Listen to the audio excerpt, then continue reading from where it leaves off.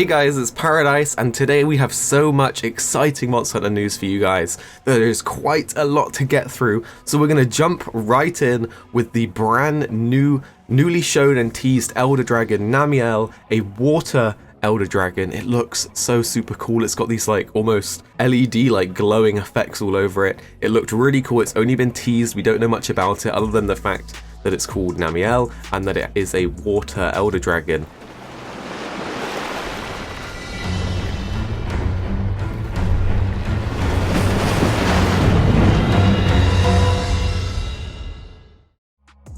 There's also a returning monster, which is our boy Brachy, aka Brachydios. For any OGs from Monster Hunter 3 Ultimate, they will know Brachy. You guys kind of know what to expect. But this Brachydios does actually have some new moves in Iceborne, so we've got to watch out for those. For those that don't really know how Brachy works, he has slime on his hands and his horn.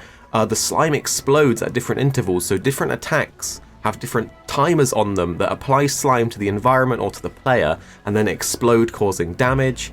You can actually get stuck in the slime if you walk over it, and then of course it will explode.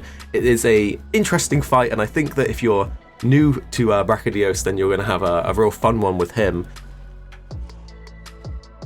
There is also a little bit more information on the new Elder Dragon Velkhana. Of course, it's an ice Elder Dragon. It commands the ice. It does this ice breath attack that they've shown. The ice attacks that it does can create these ice pillars in the environment that you can use to your advantage to sort of, you know, hide from his ice attacks and his ice breath. He buffs himself with ice armor, so when you're fighting him, you have to break this ice armor to weaken its power over ice. So it's a very ice-themed battle, as most of you would have guessed, but it has very cool ice attacks. It has pillars that spawn, it has the ice armor. It looks really, really cool. I certainly can't wait to fight him.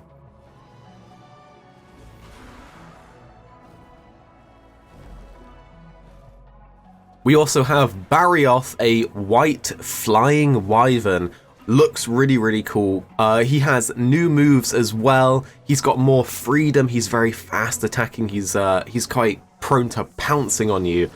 His speed changes between his attacks, so some attacks might be slightly slower and some might be really, really quick, you know, a really quick leap or jump. So you've really got to watch out for him, and you've got to sort of pay attention and learn those attacks. He uses the walls to attack as well. He can kind of run up the wall and jump off, so the environment that you're in will depend how the fight goes. At first he can be quite fierce, but once you sort of learn his moves, you sort of learn what to predict, when to block, what's going to happen next. It can be a lot more manageable, but he's certainly a really, really cool flying wyvern to fight. Then we have a new subspecies that you might have heard of before. It is acidic Glavenus. This is a different version of Glavenus. It's obviously a subspecies. It's a brute wyvern. It's made to look more like a longsword than a greatsword. So regular Glavenus is sort of themed around a greatsword. This one's themed around a longsword with quick and precise attacks. So it's going to be a bit of a mix-up from the regular Glavenus that we kind of know from the past. It actually applies a debuff when it hits you. It can also apply this debuff to its tail, which sort of powers up and makes it be able to do the debuff over a wide lot of AoE attacks and whatnot. It looks like it's going to be super, super cool, and I'm really excited to try out this acidic Glavenus as well. There's also a bunch more subspecies coming into Iceborne that they haven't shown yet, so we're going to get that variety, we're going to get that difference in monsters. There's also a new type of lynian called the Boaboa. You can actually befriend these and deepen your relationship with them, and once you do this, you unlock different types of raider riders depending on the lynian that you befriend. So we'll have to see what different kinds of rides that we can get by befriending the different lynians in Iceborne. There were also a whole ton of patch notes, and in my opinion, not a lot of them were really worth highlighting, but I'm going to bring you guys the ones that really stand out and will make a difference in the basic gameplay. They've actually buffed elemental damage and nerfed raw damage. So what's happened is they felt elemental based weapons weren't being used enough, and they felt that they wanted you to use those elemental weapons to exploit the different weaknesses of the monsters. So they've done several things to change this. One of the things is that they've made it easier to reach the maximum elemental damage in weapons. Obviously, any experienced players will know that you have to use things like free element up and different things like that to unlock the elemental damage of your weapon.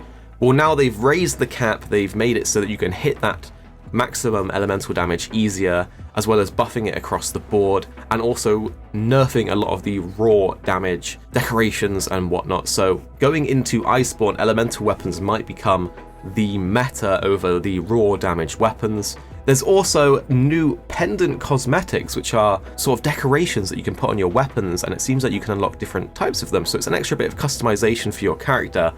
The only other notable thing that really stood out to me was that monsters will not go to sleep if you follow them when they are going to their nest. So any OG Monster Hunter players will know that if you just straight up followed a monster into their nest, they won't go to sleep, whereas in World, they would. Well, now, if you follow a monster into its nest, it will not go to sleep, just like in traditional Monster Hunter games, so you sort of have to keep your distance and then go in and attack it while it's sleeping. So these were the highlights of the patch notes for me. I hope you guys enjoyed all this new information, the new Elder Dragon Namielle, more information on Brachy, on Velkhana, on Barioth, on acidic Glavenus, as well as, you know, the new Boaboa, all these different things. I hope you guys enjoyed it. Make sure you liked this video if you enjoyed it. Let me know in the comments which of these new creatures you guys are most excited for. For me, I want to learn more about Namielle, the new Elder Dragon that we've just seen. And of course, subscribe for more videos like this. Thank you so much for watching, guys, and we'll see you in the next one. Hunters fight hard and stay smart. I really hope you guys enjoyed that video. Remember to hit that subscribe button and also click on the little bell icon to turn on notifications so you don't miss my next upload. Also, don't forget, you can check out 269 and Paradise Central streaming over on Twitch 6 days a week. You can find a link to the multi-stream in the description box down below. Be sure to drop by and get involved. Thanks again for watching. Take it easy. Catch you next time. Peace out.